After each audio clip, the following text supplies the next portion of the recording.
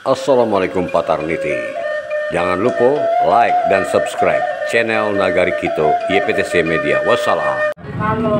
Oke, assalamualaikum. Pagi ko kita mereview pakan rubaa.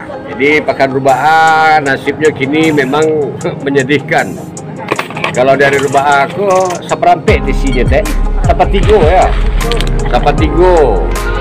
Ini kalau ada kan?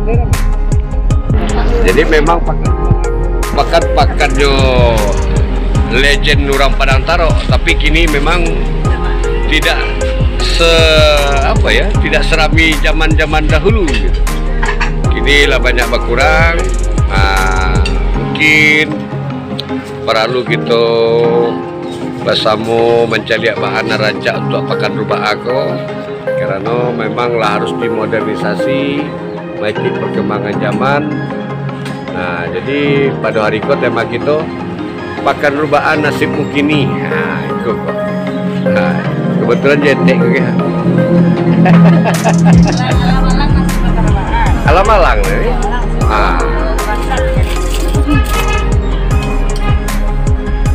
Jadi mudah-mudahan nanti ada solusi ya kita untuk pakan rubaa aku, karena pakan rubaa aku lah pakannya orang Padang Taro, dan yang datang belanja pun biasanya lah dari luar.